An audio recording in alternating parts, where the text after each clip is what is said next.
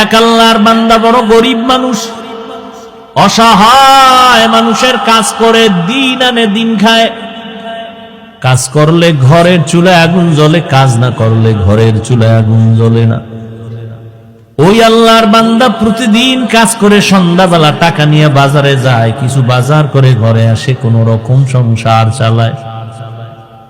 আজ বাজারে গিয়ে একটা আওয়াজ শুনি, আমার আল্লাহর কালাম পাওয়া যায়, আল্লাহর কোরআন পাওয়া যায়। এটা যদি ঘরে রাইখা দেও, ঘরের মধ্যে অনেক বরকত হবে। জীবনে আল্লাহর কোরআন দেখে নাই, পড়ে নাই, কই পাওয়া যায় ভাই? আওয়াজ দিল কই? কই লাইব্রেরির মধ্যে যাও, গেছে। আজ আল্লাহর বান্দা শখ শখ এটা ঘরে রাখলে বরকত কথা। ঠিক আছে, আজকে আর খানা খাবো না, এই আমার একটা কোরআন দাও। কয় টাকা? এত টাকা নাও, আজকের বাজার টাজার নিয়ে এক রাত না খাইলে কি হইব?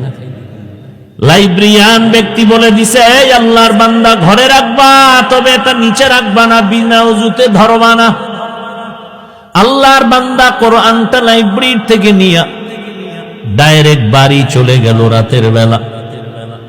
বিবি আবার অপেক্ষায় আছে, বাজার করে আনবে, রান্না করবো, খাবো। আমি এখন ঘরের দরজায় গিয়ে যদি বলি কিছু আনতে পারি নাই, দেখে যদি তো মেজাজ গরম হবে। আগের থেকে সিগন্যাল দিছে, এই ম্যাডাম বাঁকা টাকা হইও না, আজকে কিন্তু খাওন দাও না, নিন একটা বরকত নিয়েছ। মহিলারা তো বরকতের আরো ভাগল। কি বরকত? বলে আল্লাহর কালাম। ঘরের মধ্যে গিয়া বলে এটা বিনা ওযুতে ধরা যাবে না, নিচু জায়গায় রাখা যাবে না, ঘরের মধ্যে এটা রাখতে পারলে অনেক বরকত হবে।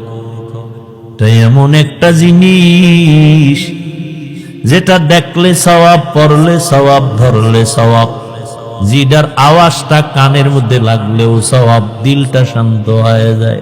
সারাদিন আবু জাহাল নবীরে গালি দেয়, আর রাতের আধারে গোপনে গিয়া আমার নবীর জবান মুবারকের তেলাওয়াত গোপনে গোপনে শুনে। আল্লাহর কালাম ঘরের মধ্যে নিয়া স্ত্রী বলে, ভালো একটা জিনিস আনছো,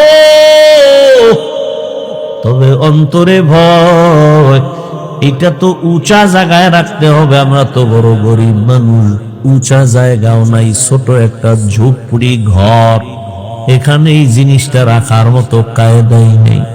বিবি দিনদার স্বামীরে পরামর্শ দেয়, পেরেশানি দূর করে দেয়।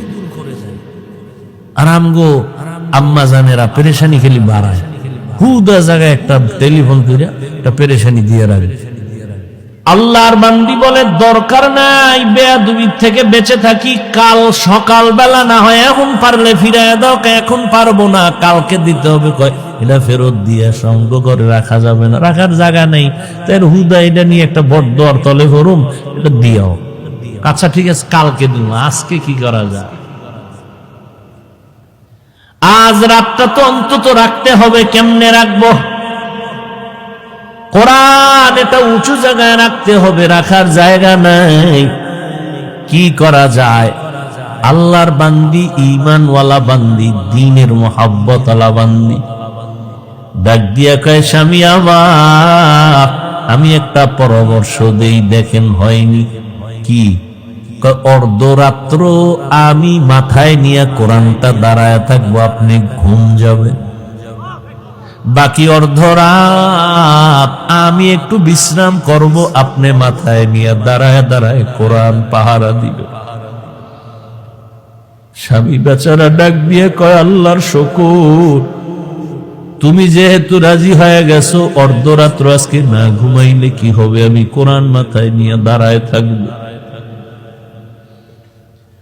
দুইজনেই সিদ্ধান্তে এক হইয়া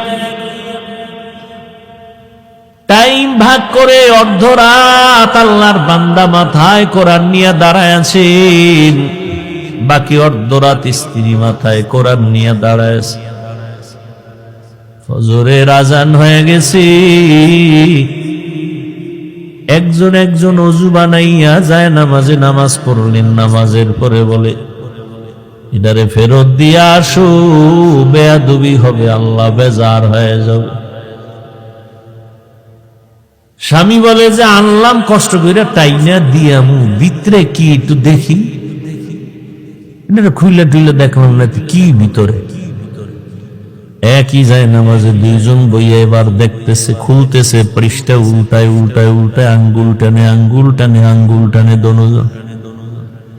মাওলা পাকের বড় কুদরত, মুহূর্তের মধ্যে শুরু থেকে শেষ পর্যন্ত আঙ্গুল টেনে টেনে টেনে টেনে লাইনে লাইনে পুরা কোরআনটা পৃষ্ঠা উল্টানো শেষ।